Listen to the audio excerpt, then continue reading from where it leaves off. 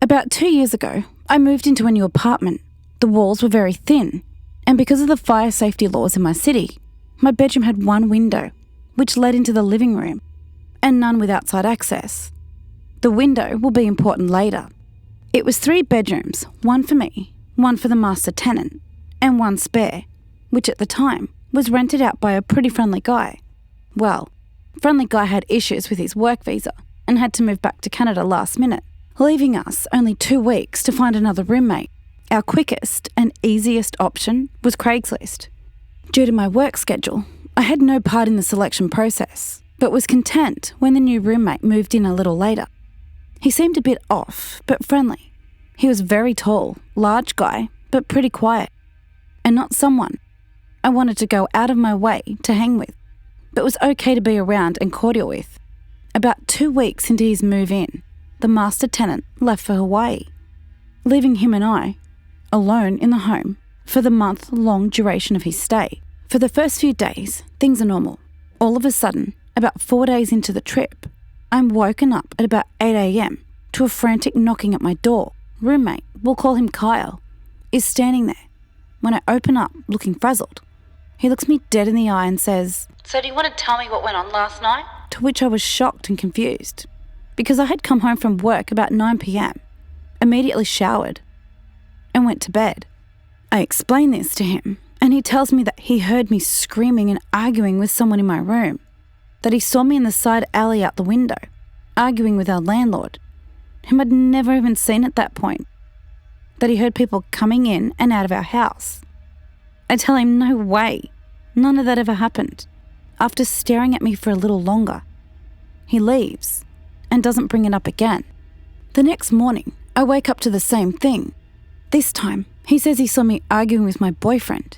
Now, I was single at the time, but that he'd seen me talking with that other roommate who's in Hawaii and asking me for the badge number of the officer I'd spoken to, since he had apparently seen me talking to a bunch of police as well. This time, I get angry and more or less tell him to cut it out because I'm not doing anything and I don't know what he's talking about. He gets a weird look on his face and says, "I think I had a seizure in my sleep. The next time it happens, call an ambulance," and leaves for a bit, only to start knocking again about an hour later. And when I open up, Kyle repeats the exact same story verbatim. This happens once more before I tell him to leave me the hell alone, and I go to work. I go to work as normal and am reluctant to return that night, but am too tired to switch to an alternate location. Big mistake. About 1 a.m, I wake up to slamming doors. Kyle is pacing back and forth between his bedroom, the living room, and out the front door, walking in and out of each room, turning the lights on and off, mumbling angrily and slamming the doors. I can see his figure pacing back and forth through the frosted window in my room that leads to the living room. Since my room is dark, he cannot see inside. Suddenly, he screams, "I can't live like this! Why are you doing this to me?" I think he's on the phone, and I don't respond.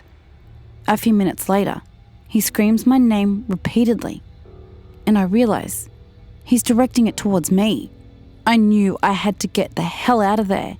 I very quietly creep out of my bed and start getting dressed and packing a bag of clothes for work in the morning. I'm almost done when he screams, "I hear you!" and charges over to my room, slapping the wall next to my door but not touching the door itself. I look towards my window and see his shadow lean all the way forward, pressing his ear against the glass. I was terrified and sat completely still, unmoving. He eventually screams my name again and moves away from the window, and I hear him start pacing between rooms again. Now my shoes are kept on a rack outside my door and not inside my room, so I know that when I leave, I'm going to need a moment to put them on. I decide to wait until his pacing takes him out of the front door again, at which time I plan to grab my shoes, put them on, and run. As I'm formulating this plan, the pacing stops. He screams, "Do you want to fight about this? Come out right now and we'll fight, I swear." I'm very small. a 5-foot girl, and this guy is easily 3 times my size. So I'm definitely not looking to fight, thanks. After a few minutes, he turns off all the lights and I hear the door to his room open and close, followed by silence. I wait for a moment to be sure I can't hear any movement, and then decided to take my chance. I took a breath and pulled my door open quickly. I step out and grab my shoes before I look up a second later and see him standing shirtless with just a pair of boxers and socks on in the dark of the hallway. His arms hung slightly outward in an awkward position. He says in a low, calm voice, "Ma'am, we need to talk." That was a hard no from me, so I grabbed my shoes and run out the door with them in hand. I ran about half a block barefoot before I stopped to put them on. When I look back, he's standing in the porch light of our front door, watching me run, but not moving. Luckily, I had a friend who lived 2 blocks away, and I had their spare key, so I let myself in and crashed there for the night. And that's where I stayed for the next week or so while we were working things out with the master tenant. And Kyle agreed to move out within the week. He says he doesn't remember anything that happened, or wasn't sure if it was real or not. But if I said that's what went down, then it must be real.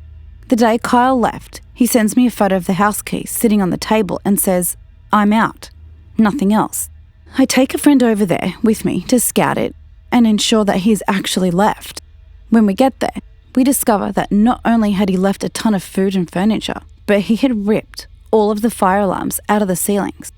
He'd unscrewed and removed the deadbolt to the front door and left them lined up neatly on the front table. We then realised that my front door can only lock by using a key from the outside, and it had been locked when we arrived, meaning Kyle still had a key.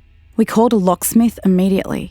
Even after changing the locks, I was still terrified to stay there alone afterwards, and never went to sleep at night without barricading the doors with chairs and other furniture. To this day, I still fear for his safety. He was obviously psychologically unstable, but also wondering what could have happened if I hadn't been as lucky as I was.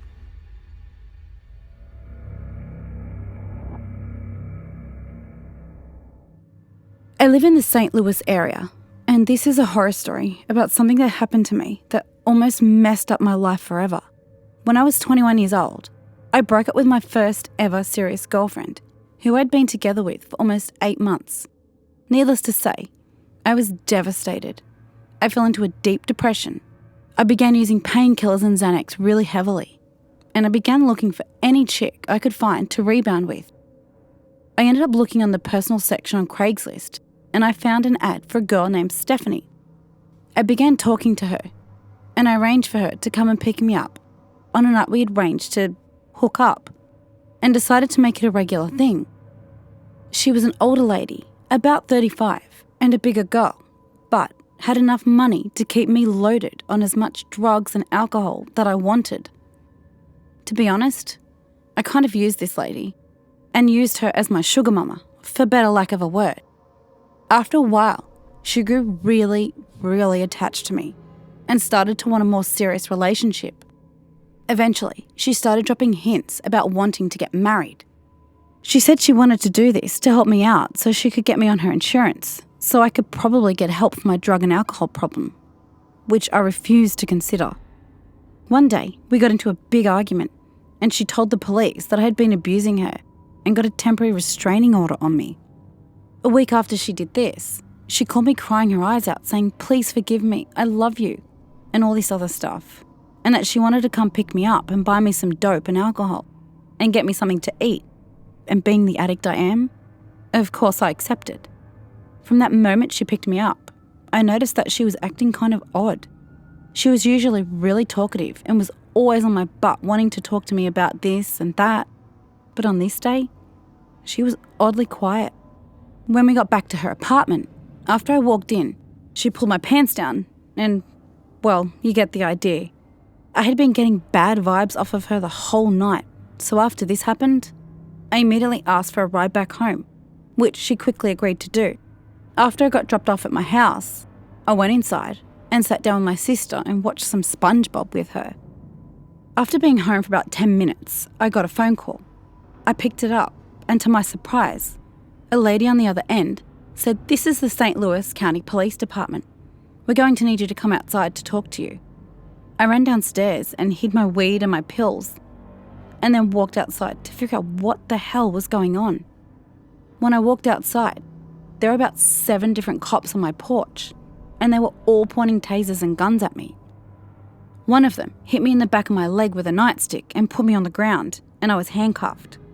The cops then talked to my mum and got permission to go inside the house, where they took a drug dog and began doing a thorough search of my room and my basement area.